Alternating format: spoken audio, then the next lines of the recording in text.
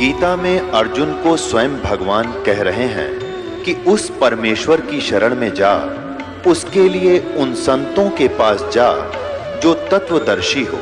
इसी प्रकार हजरत मोहम्मद को उनका अल्लाह कह रहा है कि कोई और पूर्ण परमात्मा है, उसको पाने के लिए उन तत्वदर्शी संत की तलाश कर। वो प्रभु कौन है, ये जानने के लिए कृपया अवश्य सुनिए जगत गुरु तत्वदर्शी संत रामपाल जी महाराज के अमृत वचन। सत साहिब दर्शकों, हर एक इंसान अपने जीवन में मानसिक शांति और समस्याओं से समाधान पाने की तलाश में कई रास्ते अपनाता है। इंदौर मध्य प्रदेश के किशोर जी ने भी कुछ ऐसा ही सफर तय किया।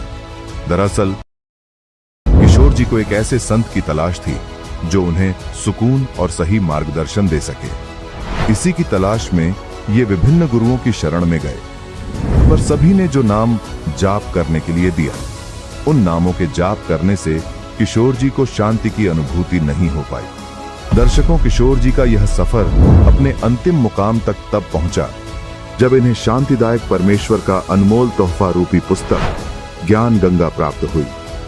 जगत गुरु तत्वदर्शी संत रामपाल जी महाराज जी द्वारा लिखित उस पुस्तक में वर्णित सत्य भक्ति करने से न केवल किशोर जी को शांति प्राप्त हुई, बल्कि जीवन में कई चमत्कारिक लाभ भी मिले हैं।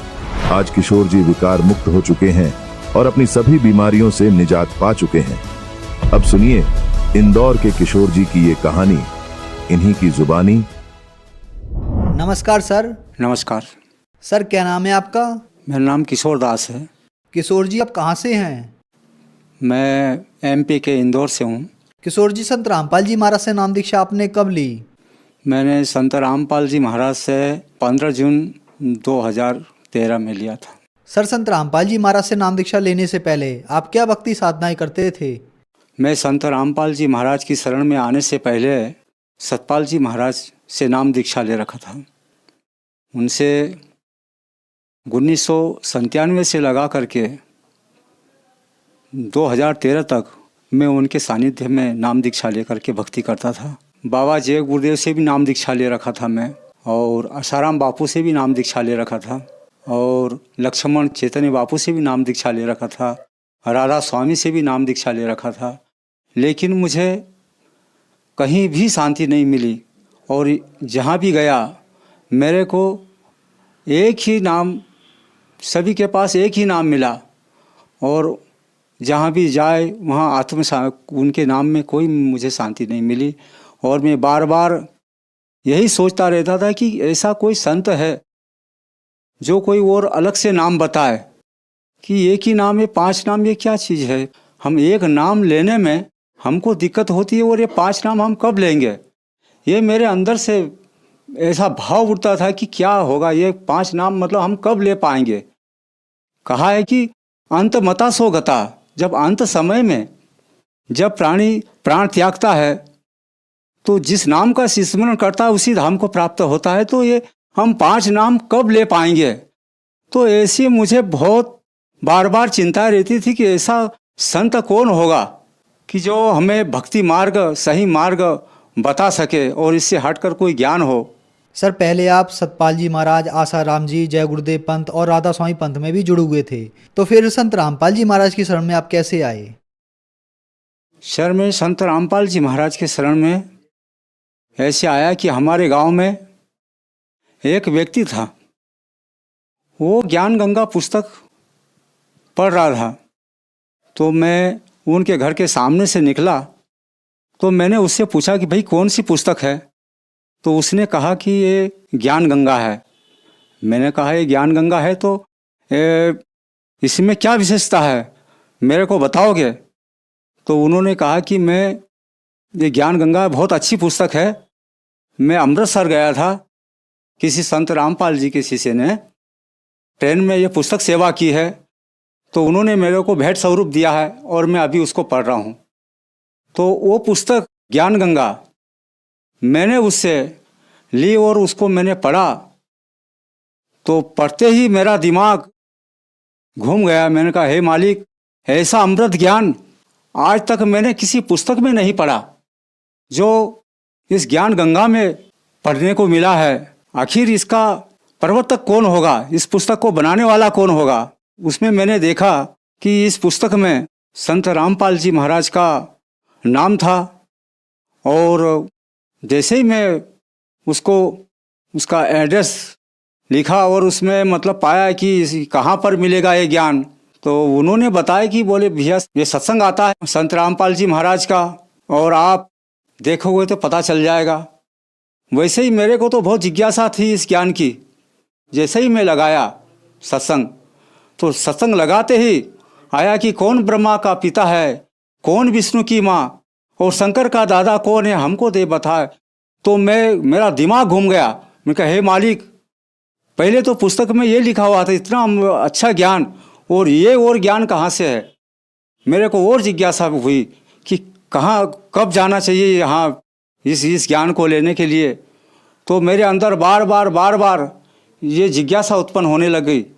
उसके 4-6 दिन बाद मैं सतलोक आश्रम आया और सद्गुरु रामपाल जी महाराज से नाम दीक्षा लेकर कबीरपंथी होने का गौरव प्राप्त किया। तो सर, संत रामपाल जी महाराज से नाम दीक्षा लेने के बाद क्या आपको कोई लाभ भी मिले? सर, संत रामपाल जी महाराज से ज्ञान लेने के बाद में मेरे को सबसे बड़ा लाभ तो मोक्ष मार्ग का ज्ञान मिला जी, जो ज्ञान से आज तक किसी भी संत ने नहीं बताया, क्योंकि उनका ज्ञान शास्त्रानुकूल नहीं था। और ये ज्ञान ऐसा अमृत ज्ञान था जो शास्त्रानुकूल था, मोक्ष मार्ग का ज्ञान था। सबसे बड़ा लाभ तो ये हुआ। और दूसरा लाभ ये हुआ, सद्गुरु रामपाल जी महाराज की शरण में आने से पहले मुझे दमा की बीमारी थी, और मैं अनेकों डॉक्टरों से इसका इलाज करवा चुका था। सभी डॉक्टरों के पास गया, लेकिन इसका इलाज सफल नहीं हुआ। मैं संत रामपाल जी महाराज से नाम दीक्षा लेने के बाद में वो बीमारी, डॉक्टर ने पहले तो मना बोल चुके थे कि ये बीमारी का कोई इलाज नहीं है, और आप कहीं भी चले जाओ इसका इलाज नहीं होगा। लेकिन मैं जैसे ही सद्गुरु रामपाल जी महाराज से नाम दीक्षा लिया, और नाम दीक्षा लेने के बाद में ये बीमारी ऐसे चली गई, मुझे पता भी नहीं चला कि मुझे कोई दमा की बीमारी है। और संत रामपाल जी महाराज की दया से आज मैं स्वस्थ हूँ, मुझे कोई दमा की बीमारी नहीं है। और मेरे अंदर लीवर की बीमारी भी थी। लीवर की बीमारी के लिए मैं कई डॉक्टरों के पास जा चुका था, उन्होंने भी मेरा इलाज किया, लेकिन इलाज करने के बाद में बार बार बिगड़ जाता था उनका इलाज, तबीयत खराब हो जाती थी। सभी डॉक्टरों ने मना बोल चुके थे कि आपका कोई इलाज नहीं होगा, लीवर का है। दवा गोली खा खा के परेशान हो गया था मैं।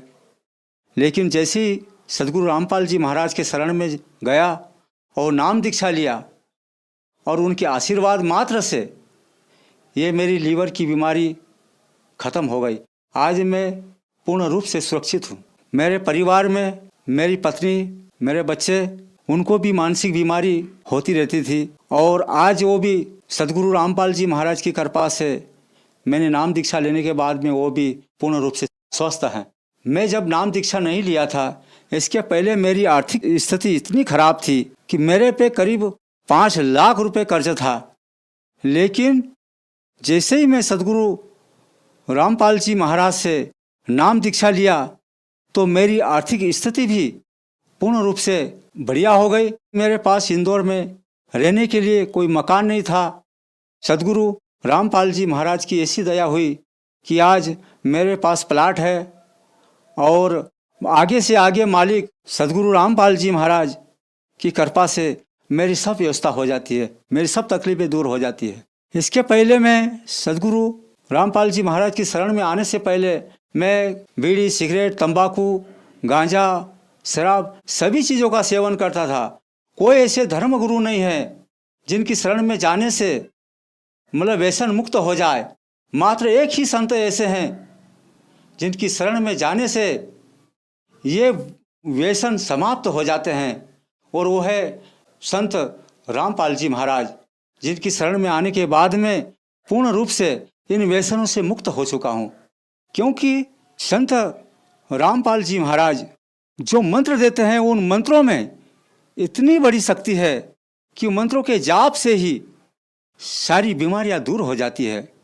सर, संत रामपाल जी महाराज से नाम दीक्षा लेने के बाद आपके दमे और लीवर की बीमारी ठीक हो गई, आपकी पत्नी की परेशानी भी ठीक हो गई और आपका नशा भी छूट गया और भी लाभ आपको प्राप्त हुए। तो जो श्रद्धालु आज आपको देख रहे हैं, आप उन्हें क्या संदेश देना चाहेंगे? मैं सभी भक्तात्माओं से मेरी हाथ जोड़कर विनम्र निवेदन है, इस संसार में पूर्ण सद्गुरु आए हैं। ऐसा दाव जो हमें मिला है वो बार बार नहीं आएगा, क्योंकि ये मनुष्य जन्म दुर्लभ है, मिले न दूजी बार। और पत्ता टूटा डाल से लगे न दूजी बार। ये मनुष्य जन्म बहुत दुर्लभ है। मानव के कल्याण करने के लिए सद्गुरु रामपाल जी महाराज आए हुए हैं और उनसे नाम दीक्षा लेकर अपने जीवन का कल्याण कराए। सर, संत रामपाल जी महाराज से नाम दीक्षा कैसे ले सकते हैं? संत रामपाल जी महाराज से नाम दीक्षा लेने के लिए चैनल पर सत्संग आता है। वो सत्संग के नीचे पट्टी पे जो नंबर लिखे होते हैं सतलोक आश्रम के, वो नंबरों के माध्यम से कांटेक्ट करके संत रामपाल जी महाराज से नाम दीक्षा ले सकते हैं। धन्यवाद सर। धन्यवाद। दर्शकों, अभी आपने सुने संत रामपाल जी महाराज से दीक्षा प्राप्त करके सुखी हुए भक्त के अनुभव। अब देखिए जगत गुरु तत्वदर्शी संत रामपाल जी महाराज के मंगल प्रवचन। एक पुस्तक है इनकी, पुस्तक धनी धर्मदास जीवन दर्शन। देखिए, इस पुस्तक की फोटोकॉपी है ये। 14वीं महंत गद्दी का परिचय। पुस्तक धनी धर्मदास जीवन दर्शन एवं वंश परिचय, पृष्ठ 49 पर लिखा है कि 13वें महंत दया नाम के बाद कबीर पंथ में उथल पुथल मची, काल का चक्कर चलने लगा। क्योंकि इस परंपरा में कोई पुत्र नहीं था, तब तक व्यवस्था बनाए रखने के लिए महंत काशीदास जी को चादर दिया गया। कुछ समय पश्चात काशीदास ने स्वयं को कबीर पंथ का आचार्य घोषित कर दिया तथा खरसिया में अलग गद्दी की स्थापना कर दी। यह देख तीनों माताएं रोने लगी कि काल का चक्कर चलने लगा। बाद में कबीर पंथ के हित में 2.5 वर्ष के बालक चतुर्बुद्ध साहिब को बड़ी माता साहिब ने गद्दी सौंप दी, जो गर्दमनी नाम साहिब के नाम से प्रसिद्ध हुए। अब सुन लेना, इनके सारे इतिहास दिखा दूंगा आपके सामने के सांग था यो। अब क्या हुआ, 13वीं पीढ़ी जब आ गई, इनका कोई बालक नहीं था। तो फिर क्या हुआ, एक काशीदास नाम के महंत को, भगत को चादर दे दी कि तू इस दामा खेड़ा की गद्दी ने संभाल ले। उनके फिर बाद में हो गया एक बालक। जब वो लड़का 2.5 साल का हो गया और काशीदास ने पता लग गया तेरी गद्दी खिसकेगी, ये बालक हो गया 10 वर्ष के बाद इसे बैठा देंगे 10-15 साल में।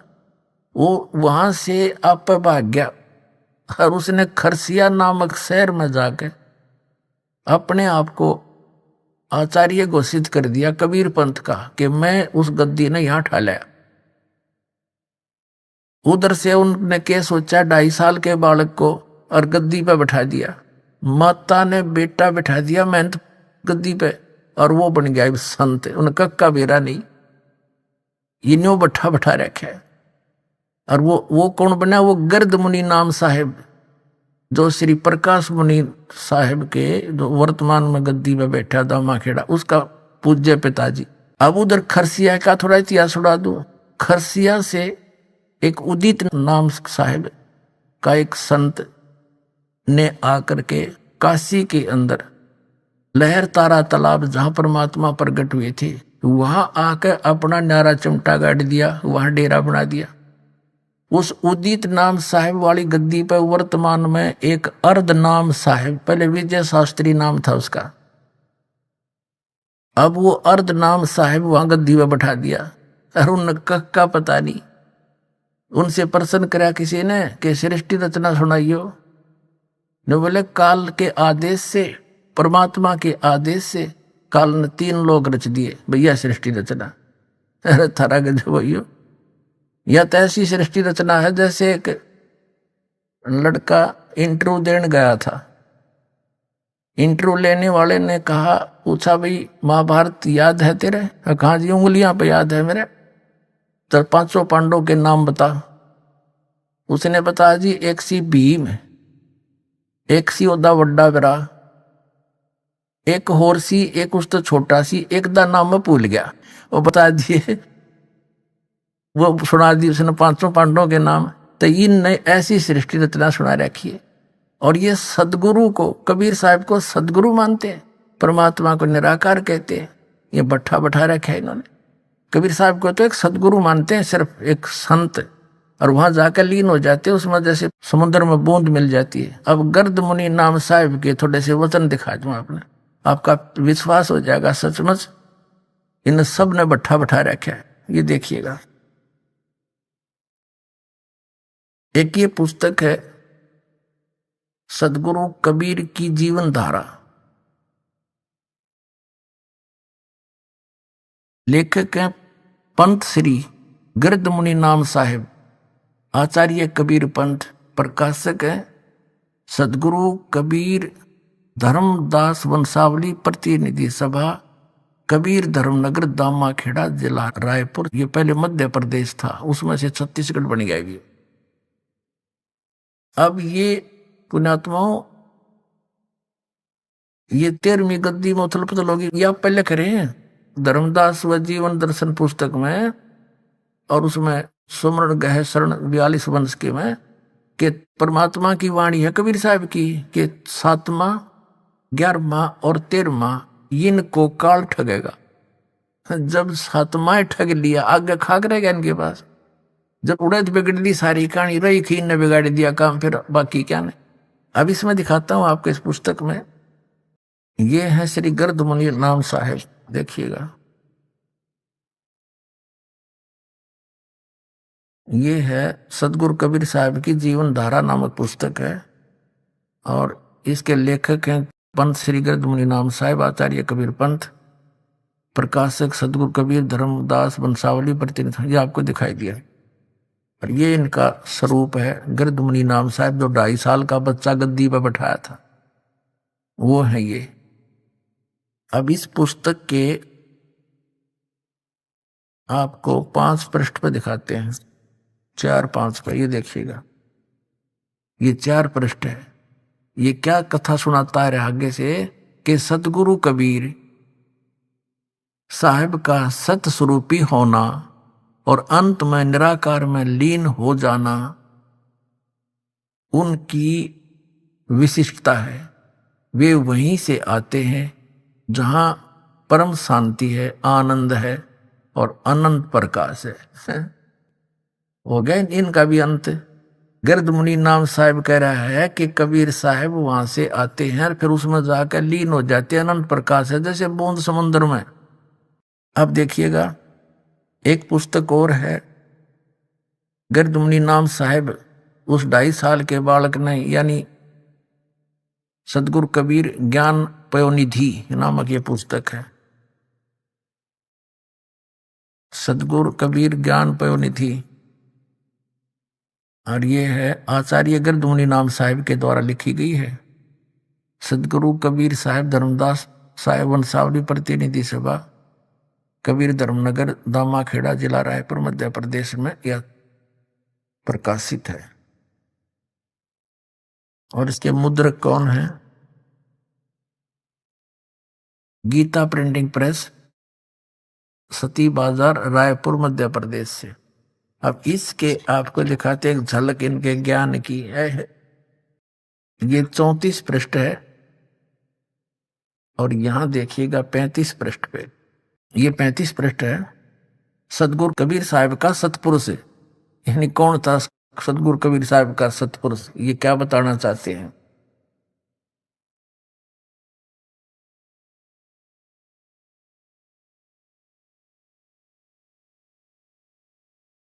यहां इन्होंने क्या किया है कि अध्यात्म विद्या ब्रह्म की विद्या है, ये गर्द मुनि नाम साहिब कह रहे हैं, और यह ब्रह्म समस्त पिंड और ब्रह्मांड में समभाव में अनुस्यूत है यानी फैला है। यही ब्रह्म चराचर का मूल तत्व है। समस्त भारतीय मनीषियों ने इस गुणमय जगत पर विचार करके यह निष्कर्ष निकाला है कि इसमें दो अत्यंत स्पष्ट तत्व हैं। पहला जगत का मूल तत्व जो सत्य शाश्वत सदा एक रस चेतन और इंद्रिया अतीत है। दूसरा जगत का बाह्य स्वरूप जो असत्य परिवर्तनशील। ये 36 पृष्ठ पे नाशवान जड़ और इंद्रियों के विषय हैं। इस मूल तत्व को भारतीय दर्शन में ब्रह्म के नाम से घोषित किया गया और इसी परम तत्व को सतगुरु कबीर साहिब ने सतपुरुष के नाम से संबोधित किया है। यह सतपुरुष सर्वत्र एक रस रहता, इसकी सत्ता नित्य रहती है। अब आगे इसके ज्ञान का अंत है। ब्रह्म को ही कबीर साहब ने सतपुरुष बताया है। देखियो डबो रखा देश का देश इन्होंने। ब्रह्म क्या है? ब्रह्म तो युग काल है, ज्योत स्वरूपी निरंजन है और सतपुरुष परम अक्षर ब्रह्म है, जो गीता जी में भी कहा है। गीता ज्ञानदाता ब्रह्म खुद कह रहा है कि अर्जुन तू सर्वभाव से उस परमेश्वर की शरण में जा, उसकी कृपा से तू परम शांति को और सनातन परम धाम को प्राप्त होगा। और ये नो कहें कबीर साहब तो उसमें जाकर लीन हो जाते हैं फिर चेतन प्रकाश में। और फिर कबीर साहब ने ब्रह्म को ही सतपुरुष बताया है। वर्तमान में जो वो बैठे हैं प्रकाश मुनि नाम साहेब, उनके गुरुजी हैं और उसके पिताजी हैं उनके। वर्तमान वाले के ये पिताजी जिनका यू ज्ञान है तो बेटे का क्या ज्ञान होगा? वही ज्ञान जो का तुम इसका है। इसके सत्संग सुने, उसके प्रवचन पर रखे उसने, न्यू का न्यू वही एज इट इज उसने सारा वर्णन कर रखा है। तो बैठा दिया ना पूरे मानव समाज का। अब इसी पुस्तक के सदगुरु कबीर ज्ञान पयोनिधि के 185 पृष्ठ पर दिखाते हैं आपको इनकी अकल। ये 184 है, पुस्तक वही है। और यहां देखिएगा, यहां पर ये है सदगुरु कबीर साहब का व्यक्तित्व। किसे थे वह, कौन थे? सत्य तो यह है कि सतगुरु शासन व्यक्ति प्रधान ही नहीं, वह तो विचार प्रधान है। पार्थिव कलेवर धारण के निर्मित से सतगुरु कबीर साहब एक मानव मात्र हैं, किंतु सत्य स्वरूपी होने के नाते वे केवल विश्व अनुभूति स्वरूप ही है।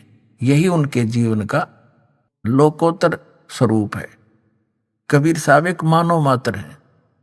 ठीक है, आपके समक्ष हो गया कि इन दामा खेड़ा वालों का के ज्ञान है। इनके जो वर्तमान में महंत है, उसके पूज्य गुरुदेव और पूज्य पिताजी, ये क्या बताते हैं? ब्रह्म को सतपुरुष बताते हैं। कबीर साहब ने ये बताया। कबीर साहब उस परमात्मा में जाकर लीन हो जाते हैं। और परमात्मा कैसे है? धर्मदास जी ने सतलोक देखा, वापस आकर बताया कि वो परमात्मा मनुष्य सदृश है, जो काशी में स्वयं आए हुए थे। कबीर नाम थे, दुल्हा नाम से खुद सतपुरुष है। आपके रूबरू कबीर सागर में किया था। तो पुण्यात्माओं, इन्होंने खाकसा ना परमात्मा को। अब जो नाम दास आपको देता है और जिससे मोक्ष होना है, जो धर्मदास जी को प्राप्त हुआ था, वो इन्होंने इस मूल संध्या पाठ में ये डेली पढ़ रहे हैं। जिन पुण्यात्माओं को दास से ये तीनों मंत्र प्राप्त हैं, सतनाम 2 अक्षर का, इसमें एक ओम है, गुप्त है, और एक तीसरा सार नाम, सार शब्द आदि नाम से कहते हैं, वो प्राप्त है। वो इसमें आसानी से पढ़ते ही समझ जाएंगे कहाँ कहाँ है। लेकिन आप जो नए भक्त आए हैं उनके लिए एक अलग से प्रमाण सिद्ध होगा कि ये कबीर साहब की वाणी क्या कहती है, धर्मदास जी की वाणी क्या कहती है, कि जाप करना चाहिए और करते क्या है। ये देखिए, ये मूल संध्या पाठ है। ये पुस्तक है मूल संध्या पाठ। संरक्षक हैं पंडित श्री 108 हजूर प्रकाश मुनि नाम साहब, जो वर्तमान में गद्दी पर बैठे आचार्य कबीर पंथ। टीकाकार हैं डॉक्टर पार्शनाथ सिंह। प्रकाशक हैं श्री सतगुरु कबीर धर्मदास साहेब वंशावली, प्रतिनिधि सभा दामाखेड़ा, जिला रायपुर, छत्तीसगढ़। ये प्रकाशक ये वही है नो का नो। ये कहां से छपी है? मुद्रक हैं Vijay Laxmi offset, 1393, Priyadarshini polytechnic college के पास, लेआउट नागपुर, इतने थे। अब देखो 32 पृष्ठ पे ये जो करते हैं ना अदर नाम अमर नाम, इसमें स्पष्ट लिखा है कि सतपुरुष का नाम अजर है, अमर है, उसका कभी विनाश नहीं होता, कभी अक्षय नहीं होता। यही शाश्वत तत्व सतगुरु कबीर साहब स्वयं है, जो सोहम रूप में सदा सर्वदा परम सत्य के रूप में विराजमान है। अब देखना, ये कहते दिखत के तैन चश्मिन का फिरा मोतिया बंदरे।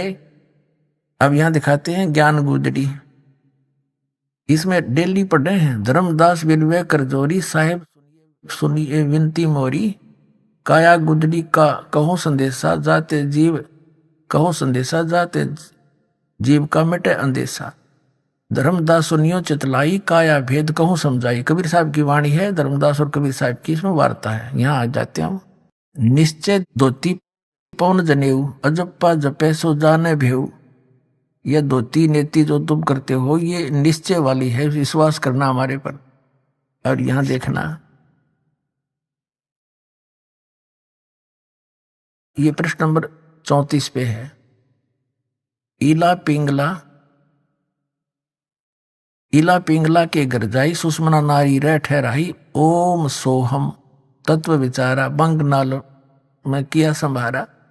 मन को मार गगन चढ़ जाई, मान सरोवर पैठ नहाई। अनहद नाद नाम की पूजा, ब्रह्म ब्राग देवनी दूजा। छूटे गए कलमस कर्मज लेखा। और ये नैनन साहिब को देखा, ये क्या भगवान है ही नहीं वहां पर। और ये परमात्मा कहते हैं इन नैनो परमात्मा को दिखा दूंगा तुझे। फिर आगे दिखाते हैं 37 पृष्ठ पे। इसके 37 पृष्ठ पे देखिएगा,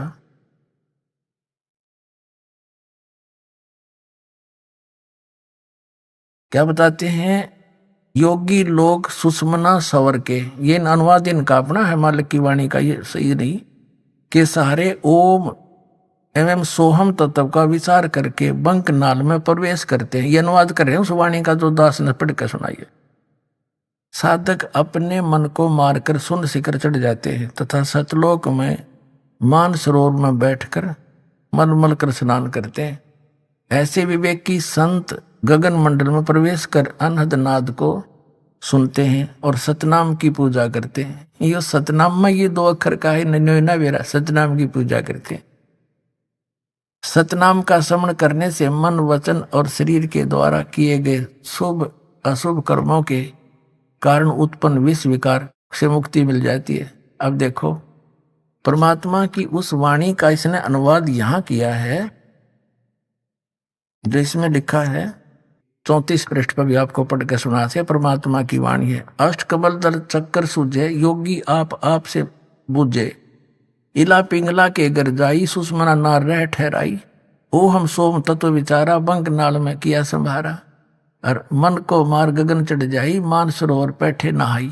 आनंद नाद नाम की पूजा, इसका अनुवाद इन्होंने यहां किया है। और ये मंत्र यही सतनाम है। ये केवल सतनाम को ही मंत्र मानते हैं कि कोई सतनाम, वो सतनाम इनका कौन सा है? अजर नाम, अमर नाम, पातालेश्वर सिंधु नाम, यही हंस का काम, वो इनका सतनाम है। सतनाम ये 2 अक्षर का है। परमात्मा कहा करते मोती मुक्ता दर्शत नाही, ये जग है सब अंदरे। दिखत के तो नैन चश्मे, इनका फिरा मोतिया बंदरे। इनका मोतिया बंद हो रहा था ज्ञान का। अब ये कबीर साहब की वाणी है, ये क्या बता रही है? डेली पाठ करेंगे। ये देखिएगा, ये 27 पृष्ठ है इन्हीं का, उसी का। ये प्रतिदिन जो करते हैं ना, ये मूल संध्या पाठ की ये पुस्तक जो अभी आपको दिखाई थी, इसके 27 पृष्ठ पर देखना। चेतावनी। सत का शब्द सुन भाई, फकीरी अदल बादशाही। साधु बंद की दीदार, सहज उतरे सायर पार। सो हम शब्द सो कर प्रीत, अनुभव अखंड घर को जीत। तन में खबर कर भाई, के जा मैं नाम रोशनाई। अब यह है इनके पास कि दसो हम नाम। आगे देखो, यहां दिखाते फिर आपको आगे 28 पृष्ठ पे।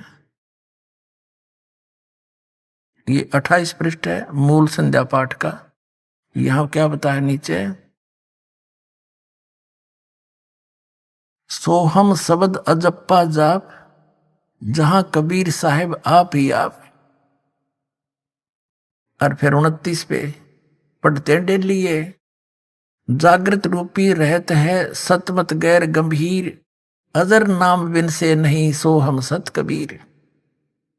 फिर उनके अनुवाद किया इस पिछली पंक्ति का, इसका इन अनुवाद की साडंगा किया है। हे भाई, सतनाम शब्द का श्रवण करो। श्रवण सुन लो इसको। और फकीरी वह वस्तु है जो बादशाहों पर भी अपना शासन जमाती है।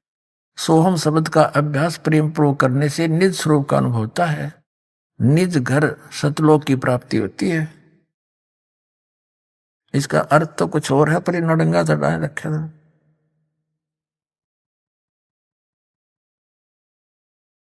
इस अंतिम पंक्ति का इन्होंने 32 पृष्ठ पर अनुवाद कर रखा है। सतपुरुष का नाम अजर है, अमर है, उसका कभी विनाश नहीं होता, कभी क्षय नहीं होता। ये शाश्वत सतगुरु कबीर साहब स्वयं ही हैं, नाम वो खुद ही हैं। सोहर रूप में सदा सर्वता सत्य के रूप में विराजमान। ये नडंगा कर दिया उस अनुवाद का, कख नहीं पता इनको। आगे पता लग गया पुण्यात्मा, तुम्हें जब इस ज्ञान को समझ लोगे, ये आपको सुनाई दिया। अब आपको थोड़ी सी झलक दिखाएंगे। एक 20 मिनट का सत्संग है, क्योंकि प्रत्येक सत्संग में पुण्यात्मा नए नए आते हैं और ये सब भटकी हुई आत्मा है जो परमात्मा के बच्चे अब ये ठीक ठिकाने आने लग रहे हैं। इन्होंने अभी तक विष फांका है, अब अमृत छकाएगा ये दास, अमृत पिलाएगा ये दास परमात्मा के यथार्थ ज्ञान का। आत्मा युगों युगों से भूखी है, एकदम तृप्त हो जाएगी। ऐसा ज्ञान दिखाऊंगा, सुनिए। जब कबीर परमात्मा ने धर्मदास जी से कहा था कि धर्मदास, जिस समय कलयुग 5500 वर्ष बीत जाएगा कलयुग, तब मैं आऊंगा और सब पंथों का नाश करके मिटा के एक पंथ चलाऊंगा। उसके लिए देखिएगा कबीर सागर। कबीर सागर संपूर्ण 11 भाग खेमराज श्री कृष्णदास प्रकाशन मुंबई के द्वारा प्रकाशित है।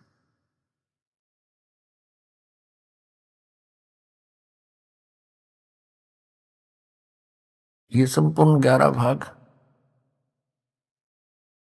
कबीर सागर, ये उन्हीं का है, कबीर पंथियों का छापा हुआ।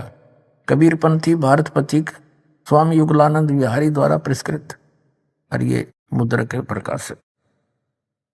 जब परमात्मा और काल की वार्ता हुई थी, उस समय परमात्मा से काल ने क्या कहा था कि 12 पंथ तेरे नाम तो चलाऊंगा, और इन 12 पंथा में जो नाम लेगा वे मेरे मुख में आन समोई। काल ने कहा था कबीर परमेश्वर को, 12 पंथ करो मैं साजा, नाम तुम्हारा ले करूं आवाजा। 12 पंथ नाम जो ले ही मेरे मुख में आन समोई। अर जाओ जोग जीत संसारा, जीव न माने कहा तुम्हारा। जीव तुम्हारा कहा न माने, हमरी ओढ़ हो बाद बखाने। तब परमात्मा ने कहा था डट जा, आन दे टेम, तब मैं क्या करूंगा तेरे संग में। क्या बताया है ये देखिएगा। बोध सागर, कबीर सागर के अंदर बोध सागर, और ये सबसम वेद बोध है। इसमें इसके 121 पृष्ठ पे यहां लिखा है, सतयुग त्रेता द्वापर माही, तीनों युग जीव थोड़े जाही। युग निरंजन ने परमात्मा से वचन लिए थे। चौथा युग जब कलयुग आई, तब तो शरण जीव बहु जाई। ऐसा वचन हर बोय दीजिए, तब तुम संसार गवन ही कीजिए। अब परमात्मा ने कहा था, अरे काल पर पंथ पसारा, तीनों युग जीवन दुख डारा। बिनती तोरी लीन में मानी, मोह को ठगे काल अभिमानी। चौथा युग जब कलयुग आई, तब हम अपनो वंश पठाई। काल फंद छूटे नर लोई, सकल सृष्टि परवानी खोई। घर घर देखो बोध विचारा, सतनाम सब ठोर उचारा। और फिर कहे 5505, तब ये वचन होगा साचा। कलयुग बीत जावे जब एता, तो सब जीव परम पुरुष पद चेता। इसका क्या अर्थ है कि जब 5505 वर्ष बीत जाएंगे कलयुग के, तब मैं अपना अंश भेजूंगा। अब परमात्मा अपने आप को छुपा के करे और कहते हैं फिर पूरा विश्व परमात्मा के उस परम पद से परिचित होगा, भक्ति से, और सतनाम का सब जगह उच्चारण होगा। देखिए, चौथा युग जब कलयुग आई, तब हम अपना अंश पठाएं, अपना अंश भेजेंगे। और काल पंथ छूटे नर लोई, सकल सृष्टि परवानी कोई। पूरी सृष्टि नाम लेगी और घर घर देखो बोध विचारा। घर घर परमात्मा की महिमा का विचार होगा, ज्ञान का। और सतनाम सब ठोर उचारा, सब जगह सतनाम का दिया जाएगा, सब जाप किया करेंगे।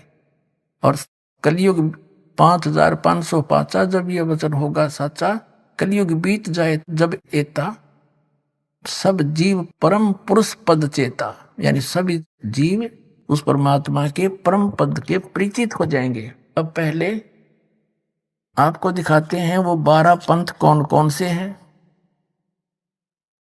और कौन से पंथ में परमात्मा ने स्वयं आने के लिए कहा है। देखिएगा, ये है कबीर बानी नामक एक चैप्टर है, कबीर सागर में अध्याय है। बोध सागर खंड है, कबीर सागर ग्रंथ है और कबीर बानी अध्याय है। इसके 136 पृष्ठ पे यहां देखिएगा, 12 पंथ चलो सो भेद। क्या बताया है कि 12 पंथ काल फुरमाना और भूले जीव न जाए ठिकाना। ताते आगम कह हम बाख्या, वंश हमारा चूड़ामणि शाखा। प्रथम जग में जागो बरमावे, बिना भेद वो ग्रंथ चुरावे। दूसर सुरत गोपाल होई, अक्सर जो जोग दृढ़ावे सोई। तीसरा मूल निरंजन, चौथा पंथ टकसार और 5वां पंथ बीज का लेखा। फिर सतनामी पंथ, फिर जीवा का पंथ, राम कबीर पंथ, फिर यो परमधाम की वाणी पंथ, ये चलेंगे। अब ये तो यहाँ इन्होंने प्रथम पंथ चूड़ामणि को नहीं दिखाया, प्रथम जागू दिखा दिया। ये गलत कर रखे ना। और यहाँ देखना, ये है कबीर चरित्र बोध नामक ये चैप्टर है, अध्याय है। इसके एक 1870 पृष्ठ पे, ये 1870 पृष्ठ, यहाँ 12 पंथों को गद्य भाग में लिखा है। कबीर साहब के पंथों का वर्णन। प्रथम नारायण दास जी का पंथ लिख दिया इन्होंने, और दूसरा जागूदास। और यहाँ लिख रखा है न प्रथम जागूदास। देखो यहाँ इस कबीर बानी चैप्टर में 136 पृष्ठ पे प्रथम लिख दिया जागूदास। यहाँ चूड़ामणि को निकाल दिया, ये प्रथम चूड़ामणि है। अब हम आगे 1870 पृष्ठ पे कबीर चरित्र बोध में, प्रथम नारायण दास जी का पंथ, फिर जागूदास पंथ, तीसरा सूरत गोपाल, मूल निरंजन का पंथ, टकसारी पंथ, भगवान दास पंथ, सतनामी पंथ, कमाली पंथ, यू कमाल का पंथ, कमाल वाला, कमाली का नहीं, कमाल का, राम कबीर पंथ, प्रेम धाम की वाणी पंथ, और 11वां जीवा पंथ, और 12वां है गरीबदास पंथ। यू 12वां पंथ याद रखो, ये गरीबदास पंथ है। ठीक है, यहाँ क्लियर है गद्य भाग में। और ये है पद्य भाग कबीर वाणी 136 पृष्ठ पे, 136 पृष्ठ। अब यहाँ आगे हम फिर दोबारा 12 पंथ काल फुरमाना, भूले जीव न जाओ ठिकाना। इन 12 पंथों में काल का आदेश चलेगा, नाम चलेगा, ज्ञान चलेगा। अर्थात आगम कह हम बाख्या, इसलिए भविष्य का हमें बता दिया है, आपको बताऊंगा आपको। वंश हमारा चूड़ामणि शाखा, ये प्रथम चूड़ामणि है। इन्होंने गलत लिखा, थोड़ा सा फेर बदल बाद में किया है इन कबीर पंथियों ने। प्रथम जग में जागो बरमावे, जागो जोगो सूरत गोपाल वही है। टकसारी पंथ, फिर सारा ये सतनामी पंथ, और ये सारा वही है परमधाम की वाणी पंथ। और यहाँ आगे हम ये 10वां वध है परमधाम की वाणी। अब ये 11वां है वास्तव में, अब ये है बर्मा। कहते संवत 1775 हुई, ता दिन प्रेम प्रगटे जग सोई। संवत 1774 में गरीबदास जी का जन्म हुआ था। संवत 1774 वैसाख में, यहाँ गलती से 75 लिखा गया है। संवत 1775 हुई, ये 74 हुई होना चाहिए। ता दिन प्रेम प्रगटे जग सोई। बर्मा पंथ का प्रवर्तक तब प्रगट होगा। आज्ञा रहे ब्रह्म बोध लावे, कोली चमार सबके घर खावे। यानी वो भेदभाव कम करेगा। साख हमारी ले जीव समझावे, असंग जन्म छोड़ नहीं पावे। बार में पंथ प्रगट हो वाणी, शब्द हमारे की निर्णय ठाणी। बार में पंथ में, गरीबदास वाले पंथ में मेरी महिमा की वाणी पुनः प्रगट होगी। पुण्यात्माओं, गरीबदास जी की वाणी में, क्योंकि परमात्मा मिले थे गरीबदास साहिब जी को छुड़ानी गांव में, 10 वर्ष के बालक थे। वहां से सतलोक लेकर गए थे धर्मदास जी की तरह, फिर वापस छोड़ा था। परमात्मा को मालूम था कि 12 पंथा में कबीर पंथ के नाम से काल घुसेगा और नकली ज्ञान देगा, मेरे नाम का नामो निशान मिटा देगा ज्ञान का। तो अपनी प्यारी आत्मा गरीबदास जी को ले गए, फिर वापस गवाह बना कर छोड़ गए। उन्होंने उस वाणी का आंखों देखा हाल लिखा जो दास के पास उपलब्ध है। तो यहाँ क्या बताते हैं कि कबीर साहब ने कहा कि बार में पंथ प्रगट हवा बाणी, और शब्द हमारे का निर्णय ठाणी। अस्थिर घर का मरम ना पावे, ये 12 पंथ हमी को ध्यावे। बार में पंथ प्रगट हो बाणी, और शब्द हमारे का निर्णय ठाणी। हमारे ज्ञान को वो कोशिश करेंगे समझने की, पर अस्थिर घर का मरम ना पावे, ये 12 पंथ हमी को ध्यावे। गरीबदास वाले पंथ में भी कहते हैं मेरी महिमा की वाणी प्रकट होगी, लेकिन गरीबदास वाले भी इस ज्ञान को समझ नहीं सकेंगे, क्योंकि गुरु बिन काहुन पाया ज्ञाना, जो थोथा भूसड़े मूड किसाना। गुरु बिन वेद पढ़े जो प्राणी, समझे न सार रहे अज्ञानी। तो सतगुरु आवे दया करी, बार में पंथ प्रगट हो वाणी, शब्द हमारे का निर्णय ठानी। पुनः वाणी प्रगट होगी मेरी गरीबदास द्वारा, और अस्थिर घर का मरम नहीं पावे, सथाई लोग सतलोक नहीं जा सकते। ये 12 पंथ कबीर कबीर करेंगे, और मेरे महिमा मेरे ज्ञान को मेरी वाणी को पढ़ पढ़ कर पंथ चलावेंगे, लेकिन अस्थिर घर सतलोक नहीं जा सकते। बार में पंथ फिर हम ही चल आवे, गरीबदास वाले पंथ में हम आगे चल कर आवेंगे, और सब पंथ मिटा के एक ही पंथ चलावे। पुणात्माओं, परमात्मा ने दास भेज दिया, सारा वो जो का तू दे का सामान।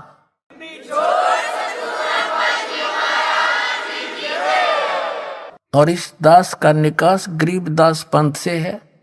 मेरे पूज्य गुरुदेव जी गरीबदास पंथ से संबंधित थे।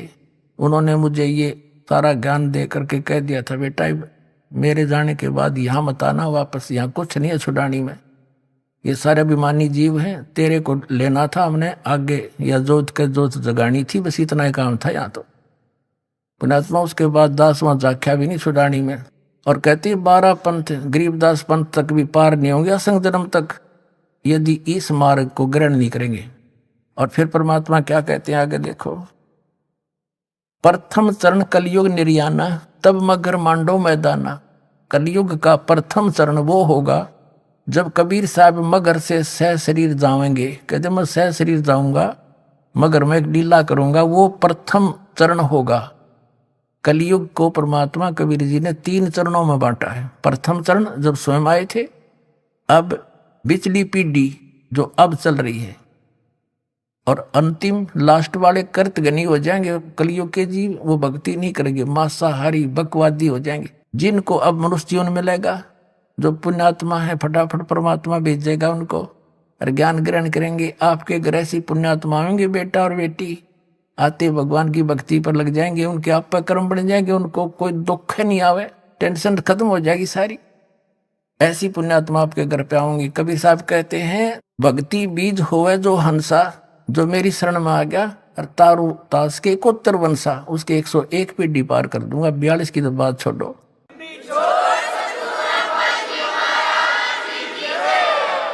अब यह हम कबीर बानी चैप्टर और बोध सागर का 137 पे पढ़ रहे हैं। प्रथम चरण कलयुग निर्याना, तब मगर मांडो मैदाना। अब यहाँ कहते हैं 5,500 पाचा, तब ये शब्द होगा साचा।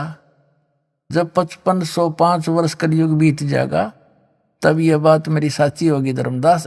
तब तक तो यह ना जच्चा किसी के। अब देखो, फिर कहते हैं धर्मदास मेरी लाख दुहाई। ये मूल ज्ञान है, भूल नहीं। मूल ज्ञान कहीं बाहर ना जाई।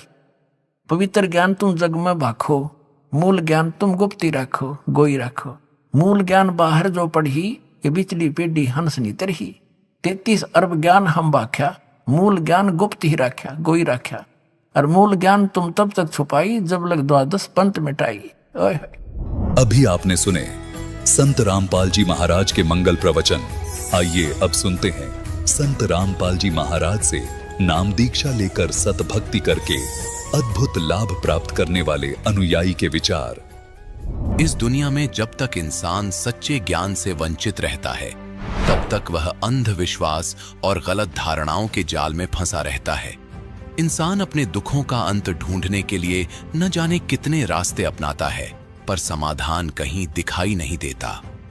आज हम आपको एक ऐसे ही व्यक्ति की कहानी सुनाने जा रहे हैं, जिन्होंने वर्षों तक इसी भटकाव और अंधकार में जीवन बिताया है। यह कहानी है आजमगढ़, उत्तर प्रदेश के चंद्रजीत प्रजापति की। इन्होंने कई साल तक पारंपरिक पूजा साधनाएं की, बहुत जगहों पर धक्के खाए और प्रेत बाधाओं से परेशान रहे। प्रेत बाधा के कारणवश ही एक भयानक दुर्घटना में इनके पिताजी की मृत्यु भी हो गई। इनके जीवन में एक बड़ा मोड़ तब आया जब इन्हें तत्वदर्शी संत रामपाल जी महाराज जी द्वारा लिखित पवित्र पुस्तक ज्ञान गंगा मिली। इस पुस्तक को पढ़ने के बाद इनके जीवन की दिशा बदल गई। चंद्रजीत जी ने अपने शारीरिक रोग के इलाज के लिए कई अस्पतालों का चक्कर लगाया, लेकिन कोई भी इलाज कारगर साबित नहीं हुआ। अंततः इन्होंने संत रामपाल जी महाराज से नाम दीक्षा ली और चमत्कारिक रूप से 12 साल पुरानी बीमारी ठीक हो गई और 25 साल पुरानी भूत बाधा, जिससे ये बेहद परेशान थे, वो भी संत जी की कृपा से समाप्त हो गई।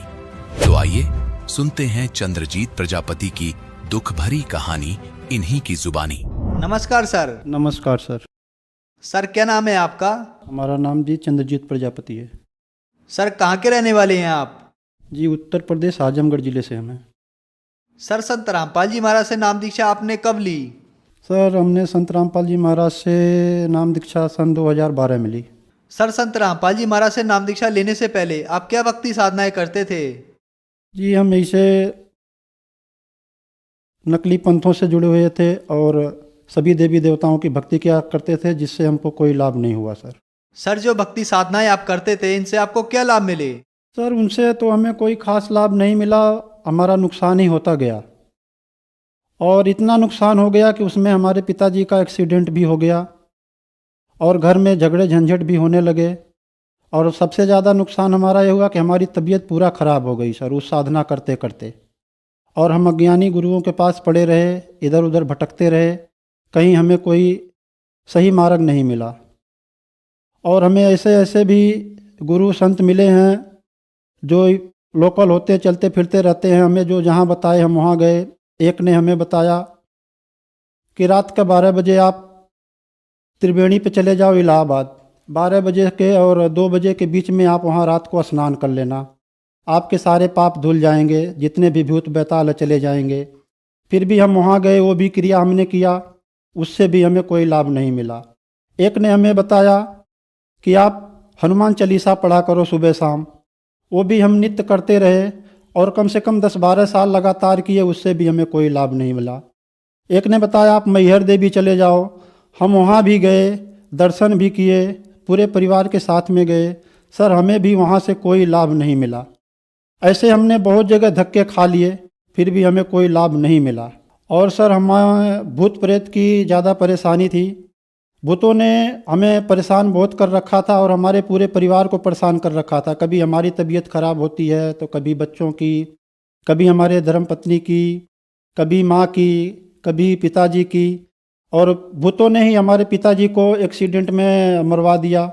जितने भी संत गुरु हमें नकली मिले, इन लोगों से जो भी हमें ज्ञान बताया, मंत्र दिया, इनसे हमें कोई भी लाभ नहीं मिला।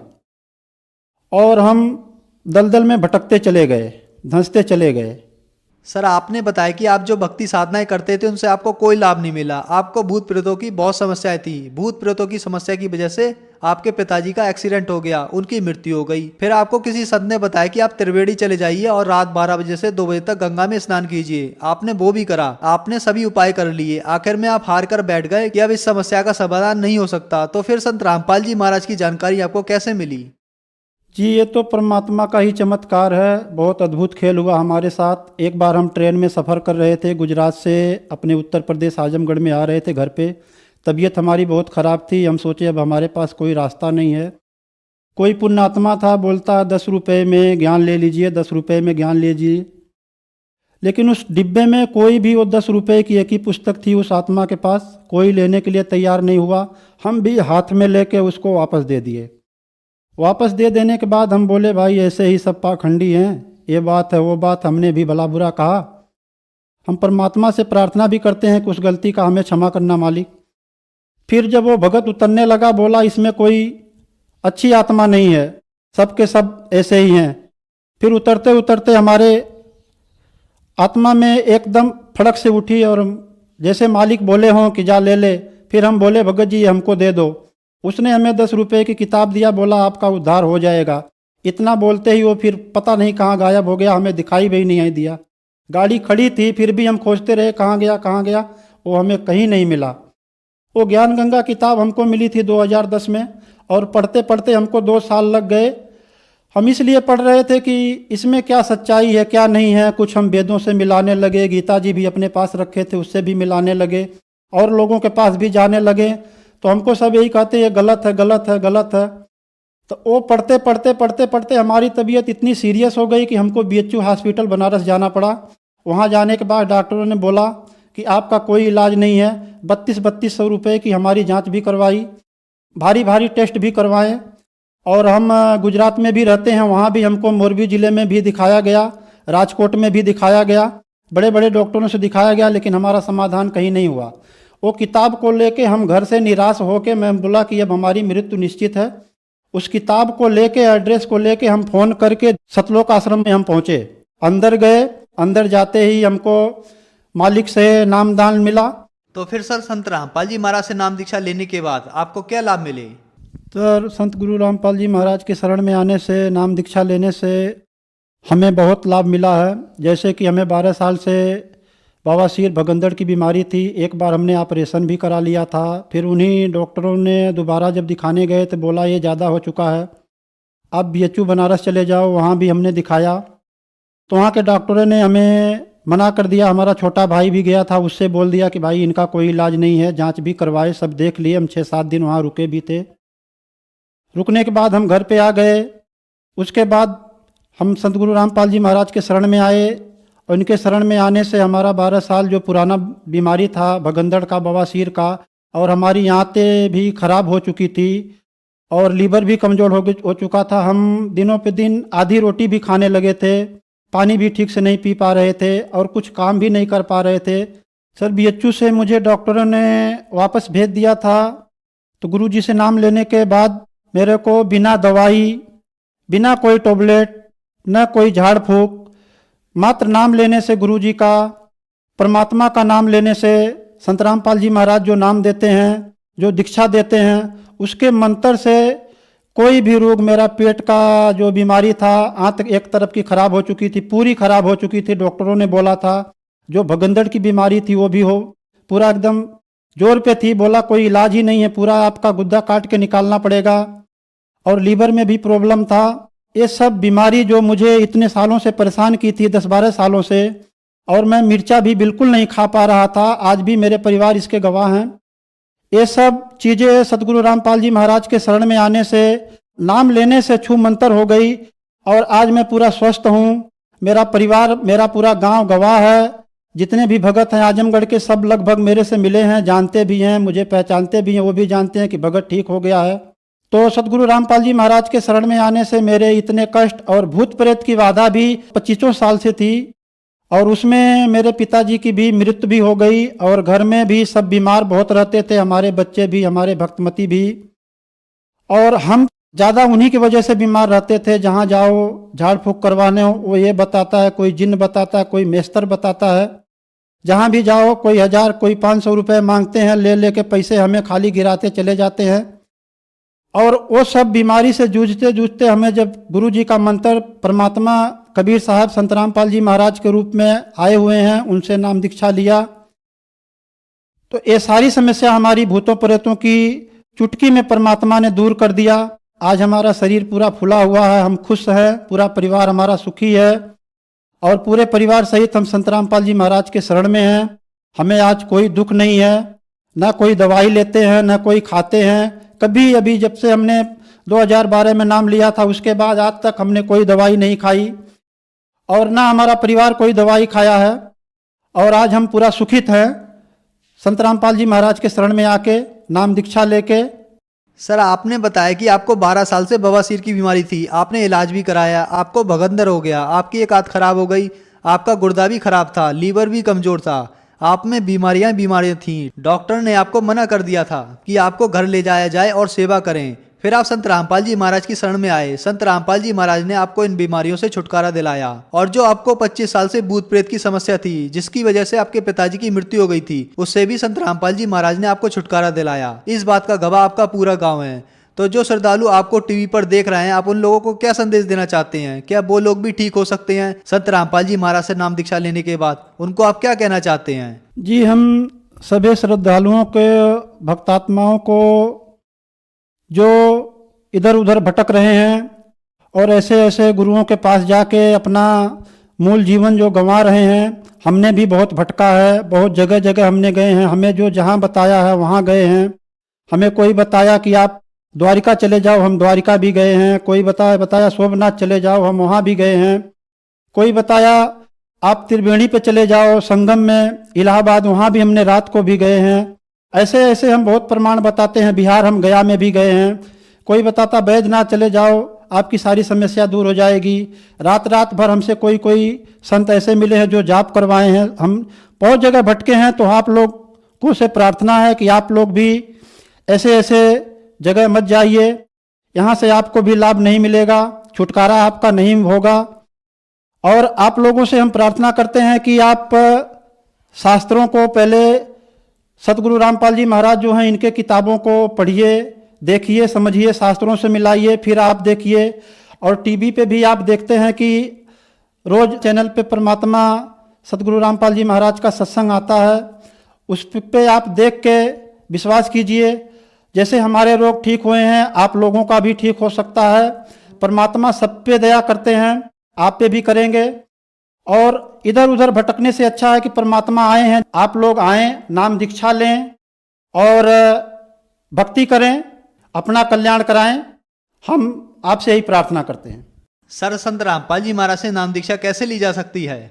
सर, सतगुरु रामपाल जी महाराज का सत्संग बहुत टीवी चैनलों पे आता है। उसके नीचे पट्टी आती है, उस पर बहुत सारे नंबर लिखे होते हैं। उन नंबरों को आप मिला के आप अपने ही जिले में नज़दीकी जहाँ सेंटर बने हैं परमात्मा सतगुरु रामपाल जी महाराज का, वहाँ संपर्क करके आप वहीं से नाम दीक्षा प्राप्त कर सकते हैं। घर बैठे आप भक्ति कर सकते हैं, सारे सुख परमात्मा आपको देंगे। नाम दीक्षा लें और अपना कल्याण कराएं। धन्यवाद सर। सत साहिब।